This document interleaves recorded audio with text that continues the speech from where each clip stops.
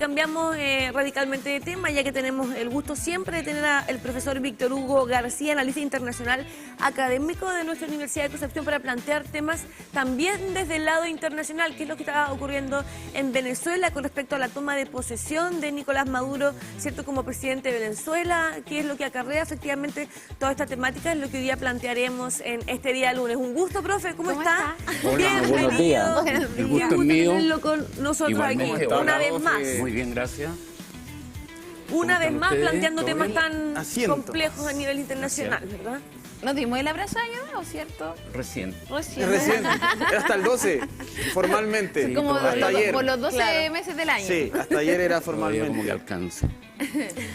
Que tengamos un buen año, por supuesto.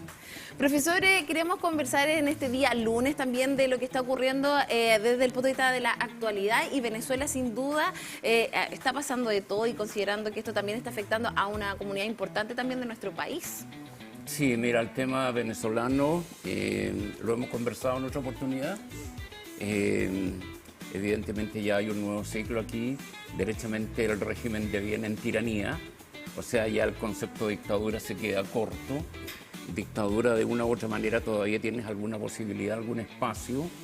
Recordemos la institución romana, que por un tiempo, 6 meses, te daban plenas atribuciones para restablecer el orden, y tú después entregabas el poder que te asignaban. Aquí ya derechamente esa toma está muy buena. Fíjate lo precaria que es la asistencia a la toma del poder en Venezuela, esta farsa de toma de poder. Ya no hay que andar con rodeos ni con ambigüedades, y esto evidentemente va a endurecer mucho la relación del régimen venezolano con la comunidad internacional.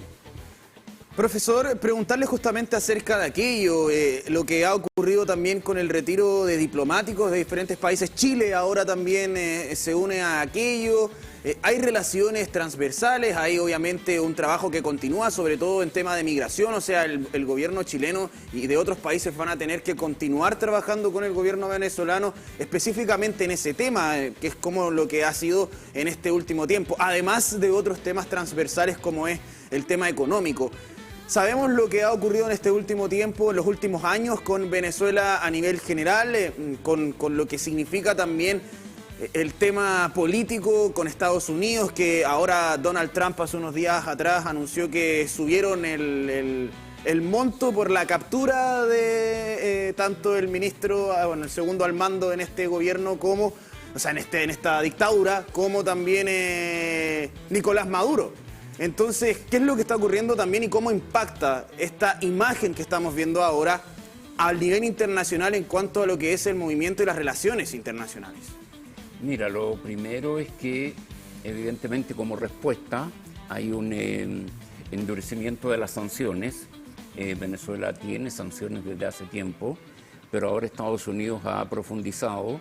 Un ejemplo del que tú mencionas, en la cifra por la entrega de información para la captura de Nicolás Maduro subió de 15 millones de dólares a 25 millones de dólares, igualando lo que se había ofrecido por Osama Bin Laden. Entonces ya a ese nivel de presión estamos hablando.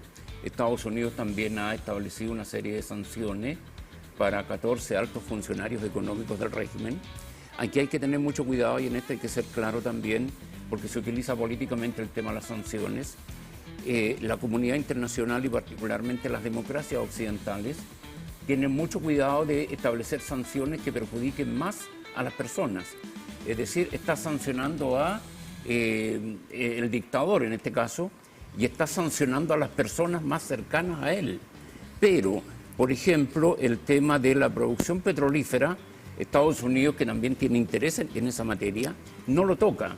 Chevron, que es la principal empresa petrolífera de Estados Unidos en Venezuela, sigue sacando petróleo. Estados Unidos le renueva mensualmente la licencia para extraer petróleo. Lo mismo ocurre con la Repsol española y con las petrolíferas italianas. ¿Por qué? Porque hay que darle algún respiro al régimen para que, por último, la población pueda acceder a algo, la población que queda en Venezuela. Pero, evidentemente que este tema se va a endurecer. Esto complica más a la región, no solo por el tema migratorio, ya son 8 millones de venezolanos los que han sido de una u otra manera obligados a salir de su país, directa e indirectamente, y eso se va a profundizar este año. La cifra de ingreso ilegal, por ejemplo, y en esto hay que ser sumamente claro, existe el derecho de migración, pero evidentemente por las vías establecidas en cada país, estableciendo, ¿no es cierto?, los requisitos pertinentes.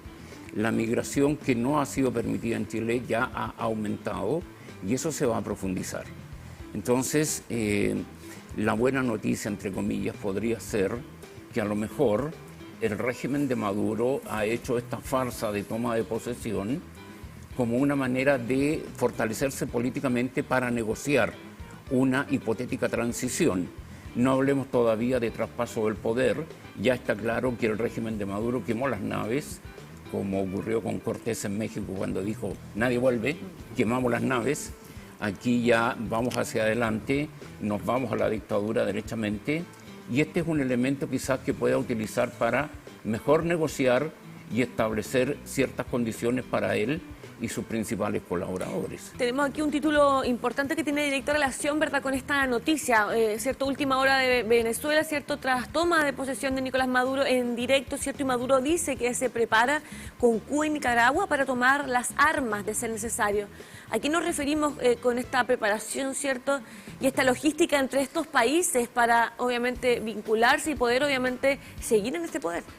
Mira, los dictadores generalmente cuando ya no tienen vías de salida o cuando ven que el aislamiento internacional se profundiza, entran en una especie de paranoia, ¿ya? No estoy bajándole perfil a esto porque es una amenaza de marca mayor, pero ya derechamente paranoico, es decir, Cuba, Nicaragua, ¿qué pueden hacer junto a Venezuela? Si Estados Unidos, por ejemplo, decidiera responder militarmente a una provocación de este tipo. Dentro de esta amenaza, por ejemplo, estaba la posibilidad de ir y avanzar sobre Puerto Rico, incentivar la independencia de Puerto Rico, en circunstancias que en Puerto Rico Estados Unidos tiene una base militar formidable que le permite actuar como centro de operaciones en el Caribe. Entonces, parte de la paranoia es parte del discurso que pretende de una u otra manera generar téngase presente, ¿ya? Pero evidentemente que no hay ninguna posibilidad desde ese punto de vista. Y la comunidad internacional, particularmente las grandes potencias europeas, Canadá, Estados Unidos, no van a tomar las armas contra Venezuela. Eso ya lo hemos conversado en otras ocasiones. Sería una medida muy drástica para el pueblo venezolano, más que para el régimen en sí, ¿ya? Por lo tanto, esto es parte del juego, es parte del tira y afloja, como para estar en mejor posición, si es que la cosa ya no resulta, y tener una buena salida. Y en este sentido, fíjate, es bueno preguntar, y hacemos la pregunta aquí, ¿qué haríamos nosotros si fuésemos Nicolás Maduro? Como para entregar el poder, por ejemplo. ¿Dónde voy? ¿Dónde busco asilo político? En Venezuela ya no voy a poder estar derechamente, porque alguien me la va a cobrar cualquier día. Me voy a Cuba, me voy a Rusia, me voy a Nicaragua. Entonces, es el tema de el tratar de salir hacia adelante y, como lo señalaba, de quemar las naves, porque ya esto prácticamente ahora se cerró. Esa ceremonia que ustedes ven ahí, el discurso de Maduro cuando asume, habla de agradecer a las 123 representaciones que están presentes. Por favor, hay 193 países en la ONU. ¿Qué presidentes había ahí? Estaba Díaz-Canel, ¿no es cierto?, de Cuba, y estaba Ortega de Nicaragua, y punto.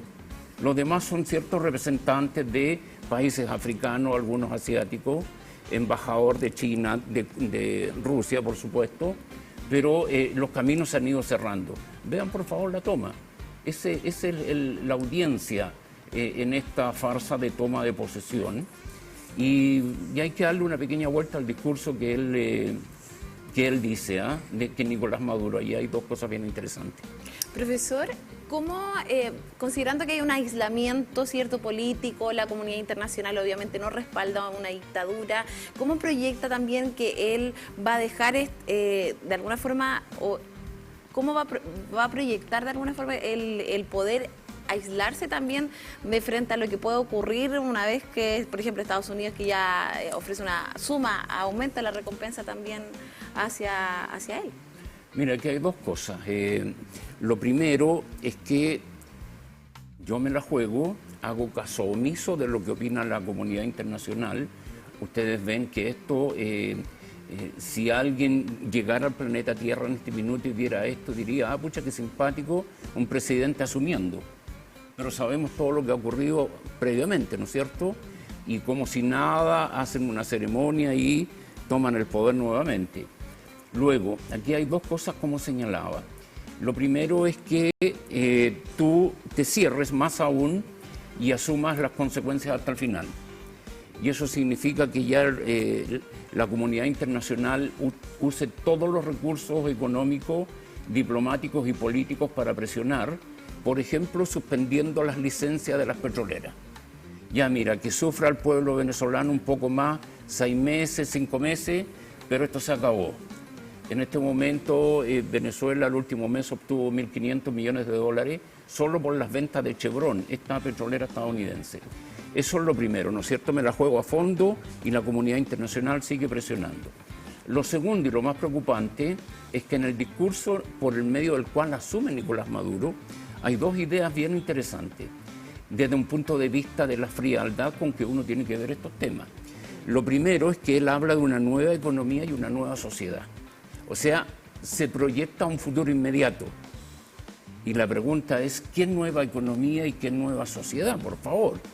Entonces él habla de una especie de autarquía.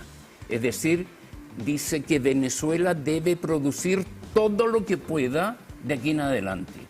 Es decir, como preparándose, que ya no vamos a tener acceso a bienes y servicios y llama a que Venezuela produzca.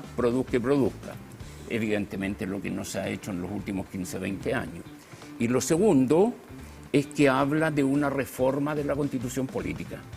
Y aquí está la clave del proyecto que tiene el régimen de Maduro si es que logra permanecer en el poder. Reformar la Constitución política, dice que va a crear una Comisión Nacional de Reforma de la Constitución Política. Y muestra la Constitución y dice de esta belleza, ¿ya? El lenguaje también es bien impresionante. ¿Y para qué? Para preparar a Venezuela para la nueva sociedad y para la nueva economía. Y otro elemento clave que dice, para defenderla de la tecnología extranjera y de las redes sociales. Es decir, el régimen se cerraría y apretaría más, si nos permiten el concepto, el sistema político para que derechamente ya la dictadura sea plena y sea total. Ahí hay un detalle también porque hace unos días atrás se dio a conocer que querían, bueno, esto ocurrió también en otro país con respecto a la plataforma TikTok, que querían que hubiese una persona de TikTok a la cual hablarle en Venezuela, y sabemos que eso es difícil que ocurra, pero eso ¿para qué? Una medida de presión para poder también cerrar ahí la red social. Es parte también de los caminos que se están tomando. Pero, profesor, quiero hacerle dos consultas en particular. Vamos con la primera. No podemos ver solo lo que está ocurriendo en Venezuela, sino que también hay que analizar un poco el contexto político de lo que está ocurriendo en todo el planeta, pero además en general con las grandes potencias. Rusia continúa con el tema de Ucrania. Sabemos lo importante que es Ucrania por tema de territorio, por tema de monetario, tema económico. Y ahora asume Trump. Trump, que ya está haciendo un esbozo para convencer a la sociedad de Groenlandia para unirse y ser parte de Estados Unidos. Lo mismo está haciendo con Canadá, suavemente, pero en cada discurso se está repitiendo. Esto también empieza a como verse en cuanto a cuáles son las proyecciones, una por su lado, que tiene Rusia, que tiene China, y también ahora Estados Unidos, con este nuevo gobierno que va a entrar en gobierno en un corto lapso de tiempo más. ¿Qué es lo que ocurre con esto también? Porque ahí Venezuela cumple un rol obviamente también político, de una visión política en el territorio sudamericano, en el territorio centroamericano, en el territorio norteamericano, en todo el continente en general. Bueno, lo hemos conversado en otras oportunidades cuando hemos dicho que todo está conectado. Cuando hablamos de Siria, ¿no es cierto?, hablamos de Ucrania, el mismo tema de Taiwán. Hemos entrado en una dinámica mundial en que prácticamente todo conecta. La relevancia que está adquiriendo la Antártida, el Estrecho Magallanes nuevamente, todo conectado. Entonces, en base a lo que tú señalas, hay que indicar que históricamente Estados Unidos ha definido el área del Caribe y Centroamérica como su Mare Nostrum, como decían los romanos, por el Mediterráneo. Esto debe ser influenciado por nosotros, dominado por nosotros, y no hay que perderlo de vista. Hay un geopolítico que habló de eso, Nicolás Spigman, y tiene plena vigencia. Está el tema del Canal de Panamá también. Exacto, y hacia allá voy. Y en ese contexto, Venezuela es clave por la proyección que tenía hacia el Caribe, sobre todo hacia los pequeños estados, y por la cercanía del Canal de Panamá. Ahora, no solo por Venezuela, porque además Venezuela sirve de una especie de base de operaciones para Rusia, para China y, ojo, para Irán. Sabemos que Hezbollah se mueve, ¿no es cierto?, a través de Venezuela en sus actividades a nivel internacional y sobre todo en Sudamérica. Por lo tanto, en este juego de ajedrez geopolítico mundial, Venezuela es clave y hay que tener mucho cuidado cómo se maneja esto para no desestabilizar la región. Ya Venezuela es un problema para la seguridad regional en Sudamérica. Por lo que he dicho, base de operaciones de Rusia, la potencia hostil más grande de Occidente, ¿no es cierto?, de China, que tiene sus intereses económicos mundiales, de Irán, que derechamente es un régimen terrorista a nivel internacional, y otra variable que no hemos mencionado, ¿cuál es el rol que juega Venezuela, por ejemplo, en el circuito de distribución de la droga a nivel mundial? Sudamérica es el principal productor y distribuidor de droga a nivel mundial, y se le llama al régimen venezolano como el cartel del sol, por su relevancia, ¿no es cierto?, en el tráfico de droga a nivel internacional. Entonces, estas variables se manejan bajo cuerda. Estados Unidos maneja mucha información. Otro elemento de presión, por ejemplo, es que de a poco está dando a conocer información confidencial del régimen, que no la utilizaba porque la quería tomar como elemento de negociación con ellos. Oye, mira, avanza en mayor apertura si no voy a dar a conocer esto. Ahora que ya no se vio que no había apertura, Estados Unidos está empezando a soltar información, sobre todo con el tema del narcotráfico y el rol de Venezuela en ese circuito. Por lo tanto, es clave, es decir, está todo conectado. Si Rusia profundiza su presencia allí o si Irán sigue actuando con mayor fuerza, evidentemente Estados Unidos va a cambiar su visión y va a hacer un apriete mucho mayor todavía en el área, que, insisto, es clave para ellos. Segunda pregunta y relacionada a aquella también. Tiene relación con la política nacional. Hemos visto también cómo ya se le comienza a hablar al votante venezolano. Esto también ha cambiado un poco la forma de analizar las votaciones y las elecciones. Estamos pronto a una elección parlamentaria, estamos pronto a una elección presidencial. Presidencial, correcto. ¿Cómo esto también va a impactar y la visión que generan no solo en general hacia Venezuela, sino que también desde los medios nacionales e internacionales, ya catalogándola como una dictadura y sabiendo también que es una dictadura ligada más hacia la izquierda, a diferencia de lo que ocurrió acá en nuestro país? ¿Cómo impacta aquello también? Y por ejemplo en Santiago ya vimos un ejemplo. Bueno, mira, de una u otra manera esto lo percibimos en su momento. Hace 4 o 5 años atrás hablábamos de el impacto político en Chile de la migración venezolana y colombiana en su momento, que es la más numerosa. Entonces, eso ya es una realidad. Es un actor político, porcentualmente a lo mejor todavía son 600.000 aproximadamente los venezolanos que hay en Chile, no deja de ser, ¿ya? Y de una u otra manera ellos también van a ir adquiriendo derechos políticos. Eso es en la política cotidiana, es decir, en lo nuestro propiamente tal. Lo otro es el tema de la presión que vas a seguir recibiendo desde un punto de vista de la migración. Eso va a impactar acá, va a significar que profundices aún más tu política de protección de fronteras. Acá hablamos de que prácticamente habíamos perdido el control de la frontera en el norte por este ingreso. En este momento está entrando gente ahí. Está entrando gente. Y tienes militares, no sé, a 300, 500 metros y ya ni siquiera se toman la molestia. Y llegan y toman un bus, ¿no es cierto?, y se les traslada. O llegan a lugares de acogida. Ustedes me dirán, mira, un tema humanitario básico, ¿de acuerdo? Pero por favor, ordenemos un poco el tema. Establezcamos por último un control. Oiga, ¿quién es usted? ¿A qué viene? ¿Tiene papeles? ¿Cuál es su situación jurídica en su país? ¿Tiene algún cargo penal? ¿Estuvo usted en la cárcel o está en la cárcel? O sea, cosas básicas. Entonces eso evidentemente se va a profundizar y tienes allí dos elementos. Uno, cómo presionas la estabilidad sociopolítica chilena y cómo a su vez vas asumiendo la presencia que la migración venezolana va a tener en los sistemas de elección y que ya los tenemos.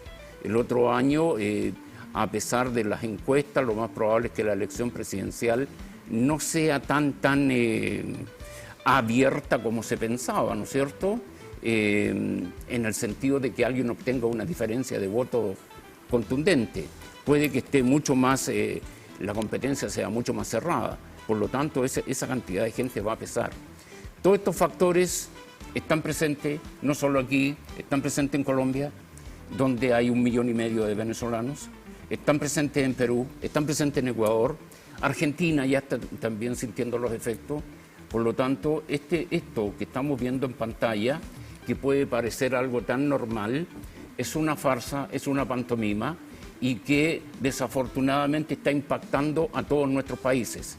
Entonces, se me preguntará, ¿y qué pasa con la comunidad internacional, los organismos internacionales? No pasa nada, no sirve, no sirve. ¿Y qué pasa con el pueblo venezolano? Bueno, sorry, ¿ya? Asumiremos las consecuencias acá, pero hasta que esto no reviente derechamente, desde un punto de vista sociopolítico, vamos a seguir en este juego. Y vamos nosotros también como medio de comunicación a seguir obviamente informando y conociendo todo lo que acontece con respecto al internacional y una noticia obviamente que nos alarma, ¿verdad?, como sociedad por los derechos humanos y por todo lo que sufre, ¿verdad?, toda la gente desde allá y la gente que también hoy día está acá buscando oportunidades y nueva vida y muy separada también de sus familias. Profe, siempre es un gusto que pueda estar con nosotros para obviamente entender también, comprender y educar a la ciudadanía con respecto obviamente a temas que son tan importantes a nivel internacional. Como siempre lo digo, un placer tremendo y solo acotar un dato. Estados Unidos evidentemente ofrece recompensa, profundiza las sanciones, pero también ha renovado el programa para acoger a migrantes venezolanos. Es decir, mira, tú sabes que hay un problema allí, que hay crimen transnacional, Tren de Aragua, entre otros, pero Estados Unidos dice, mira, ¿sabes qué? Vengan, los vamos a acoger, evidentemente todo ordenado, como debe ser, revisando documentación, pero los vamos a acoger. Es decir, se aprieta, pero también se abre la mano. Y es lo que intenta hacer Chile, pero evidentemente todavía nos falta pulir eso. Y ahí estaba el tema también para que la gente se informe de la gira de González Urrutia, que al final no terminó nada, no ocurrió nada. Es que, ¿qué vas a hacer? ¿Qué vas a hacer? Y con esta frase que puede sonar un poco fuerte, tengo que decirla, en política y en general en todo comportamiento sociopolítico tienes que tener poder. Las distintas variantes del poder económico, el poder en cuanto a prestigio, pero también tienes que tener poder militar, capacidad militar. Y la oposición en Venezuela no tiene ninguna capacidad de poder militar. El régimen ha sido en eso férreo y continúa con el control militar y las fuerzas de seguridad a su servicio y no tienes ninguna posibilidad. Así es, profe, para Gracias. todos estos temas entonces vamos a seguir conectando con usted para así obviamente hacer un barrido de educación a la ciudadanía y que vayan comprendiendo todas estas informaciones desde también la profundidad que se merece como medio de comunicación. Y vamos con algunas informaciones